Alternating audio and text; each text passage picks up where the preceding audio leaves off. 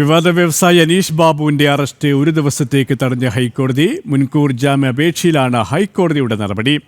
Sessions കോടതിയിൽ മുൻകൂർ ജാമ്യാപേക്ഷ നൽകുന്നതിനാണ് സംരക്ഷണമെന്നും കോടതി വ്യക്തമാക്കി. ഇവരുമായി രേഷ്മ ബാബു ചേരുകയാണ്. രേഷ്മ, ഏത് സാഹചര്യത്തിലാണ് കോടതിയുടെ ഇടപെടൽ?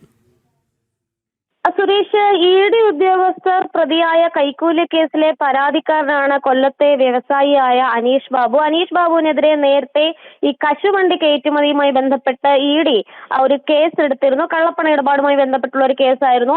ഇതിന്റെ നടപടികൾ മുന്നോട്ട് പോകുന്നതിനിടെയായിരുന്നു ഇഡി ഉദ്യോഗസ്ഥർക്കെതിരെ കൈക്കൂലി ആരോപണവുമായി ഇയാൾ രംഗത്ത് വന്നത്. നിലവിൽ ഈ ഒരു പഴയ ഇഡി കേസിൽ അറസ്റ്റ് ഭയന്നുകൊണ്ടാണ് ഹൈക്കോടതിയിൽ മുൻകൂർ ജാമ്യാപേക്ഷ നൽകിയത്. പക്ഷേ സെഷൻസ് കോടതിയിൽ മുൻകൂർ ജാമ്യാപേക്ഷ കൊടുക്കാനായിട്ടുള്ള ഒരു സാവകാശ ഹൈക്കോടതി നൽകിയതിന് ശേഷം അറസ്റ്റിൽ നിന്നുള്ള ഒരു സംരക്ഷണം ഒരു ദിവസത്തേക്ക് നൽകുകയും ചെയ്തിട്ടുണ്ട്. അതായത് ഒരു ദിവസത്തേക്ക് അനീഷ് ബാബുവിന്റെ അറസ്റ്റ് ഹൈക്കോടതി തടഞ്ഞിരിക്കുകയാണ്. നാളെ ചോദ്യം ചെയ്യലിന് വിധേയനാകാൻ അനീഷ് ബാബുവിന് ഇഡി നോട്ടീസ് നൽകിയിരുന്നു.